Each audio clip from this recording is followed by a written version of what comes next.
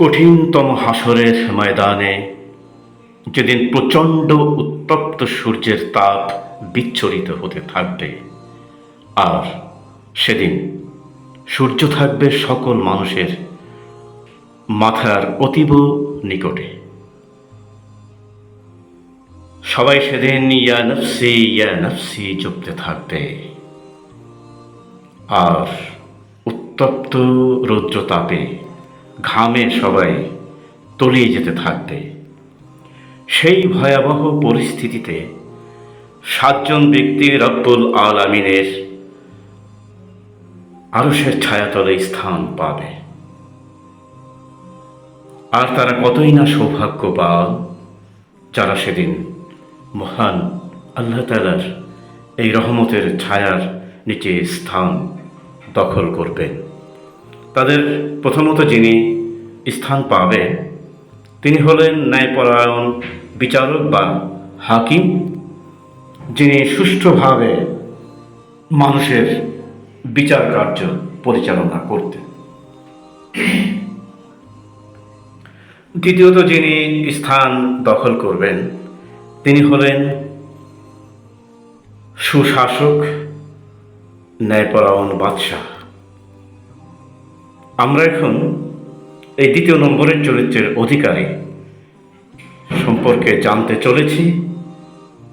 যদিও 4 জন খলিফা আজমাইনদের ন্যায় নীতির ব্যাপারে বলতে গেলে তাদের তুলনা শুধু তারাই, এবং প্রশংসার দাবিদার একমাত্র তারাই হবেন, কিন্তু তাদেরই সিলসিলায় যার নাম প্রতিধ্বনিত হয় তিনি হলেন বিচক্ষণ এবং সুশাসক ওমর ইবনু আব্দুল আজিজ, যিনি দ্বিতীয় উমর হিসাবে খেতাবে ভূষিত হয়েছিলেন।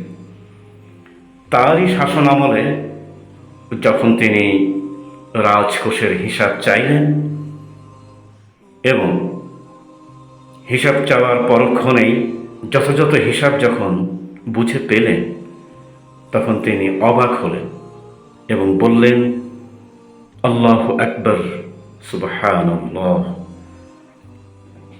আমার দেশের এত সম্পদ রাজকোষে জমা হয়ে আছে, অথচ সেগুলো সুষ্ঠুভাবে বন্টনের কোনো ব্যবস্থা আজও পর্যন্ত করা হয়নি।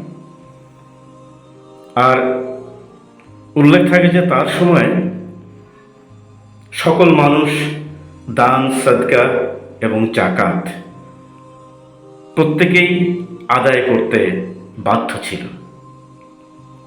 বাদশাহ ওমর ইবনু আব্দুল আজিজ তার সকল সেনানায়কদের ডেকে সিদ্ধান্ত গ্রহণ করলেন, সারা দেশে যারা চাকরি বা কাজ পাচ্ছে না, বেকার যুবক, তাদের তালিকা প্রস্তুত করে প্রত্যেককে 2000 দিনার করে দিয়ে দেওয়া হোক, যাতে করে তারা ছোটোখাটো ব্যবসা বাণিজ্য করে চলতে পারে।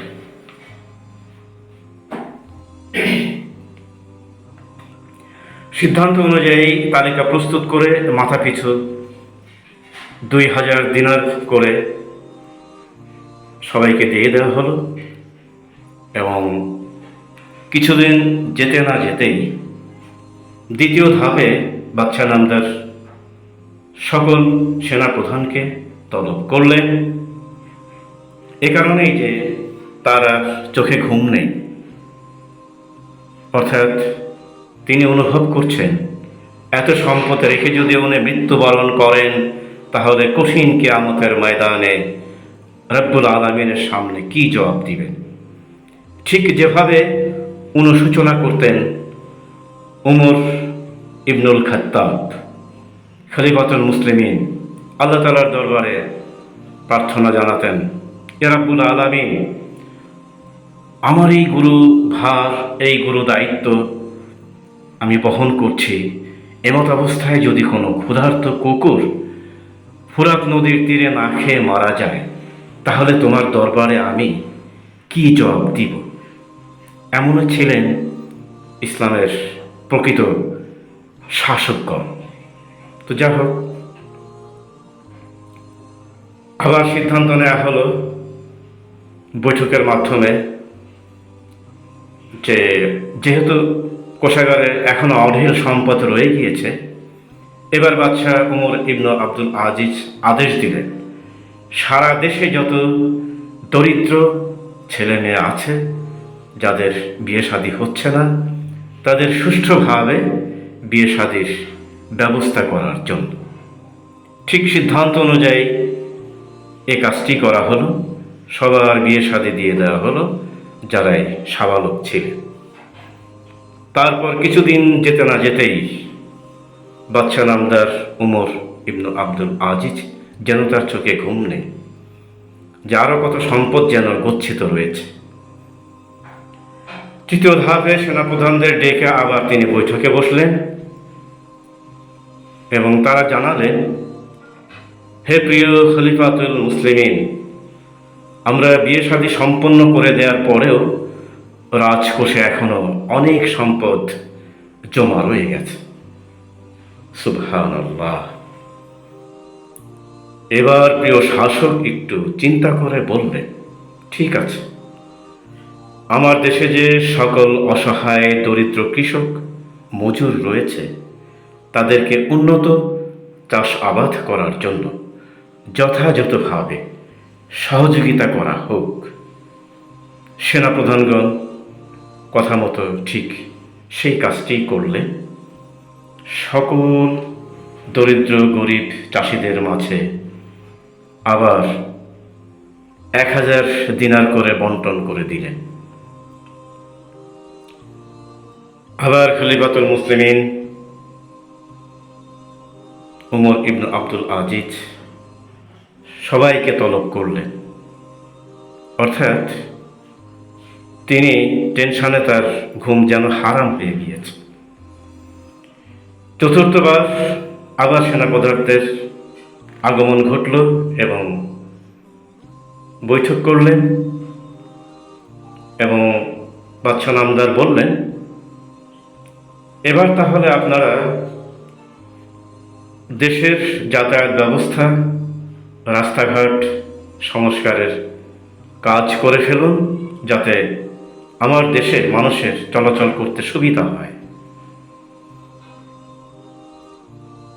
কথা অনুযায়ী, সিদ্ধান্ত অনুযায়ী সেনাপ্রধানগণ কিছুদিন সময় নিয়ে ঠিকই রাস্তাঘাট সংস্কার করলেন এবং যাতায়াত ব্যবস্থা উন্নত করলেন।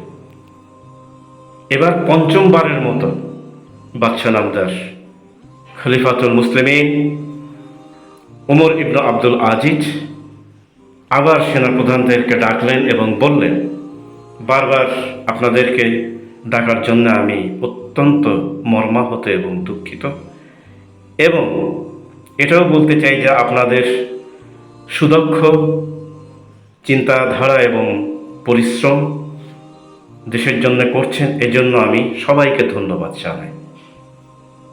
এবং তথ্য অনুযায়ী এবং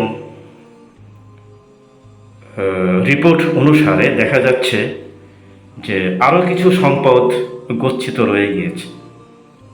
এবার তিনি সিদ্ধান্ত দিলেন, ঠিক আছে, এবার আপনারা আমার দেশের যত গরিব এবং অসহায় মানুষ রয়েছে তাদের ঘরবাড়ি অনেকেরই নষ্ট হয়ে আছে, সেগুলো আপনারা মেরামতের ব্যবস্থা করুন। সিদ্ধান্ত অনুযায়ী সেনাপ্রধানগণ সে ব্যবস্থাই করলেন। যাদের ঘরবাড়ির সমস্যা ছিল তাদের যার যত লাগে তত দিয়েই সহযোগিতা করলেন এবং অবশেষে রাজকোষ শূন্য হল। সকল জরিপ শেষে আবার খলিফাতুল মুসলিমিন সকল সেনাপ্রধানকে ধন্যবাদ জ্ঞাপন করলেন এবং বললেন, যেহেতু গুরুভার আমাদের ঘাড়ে অর্পিত রয়েছে, আমরা যতদিন দায়িত্বে আছি আমরা সুষ্ঠুভাবে যেন সবাই দায়িত্ব পালনে সচেষ্ট থাকি এবং সচেতন থাকি। এই হলো দ্বিতীয় ওমর হিসেবে খেতাবে ভূষিত উমর ইবনে আব্দুল আজিজের শাসনামলের একটিমাত্র দৃষ্টান্ত আপনাদের সামনে তুলে ধরলাম। অর্থাৎ তিনি শুধু এমনি এমনি দ্বিতীয় উমর হিসেবে খেতাবে ভূষিত হননি। তার কার্যক্রম, তার ন্যায়নীতি, তার নিষ্ঠাবান, তার চরিত্র, সকল দিক দিয়ে তিনি ছিলেন একটি আদর্শমূর্ত প্রতীক।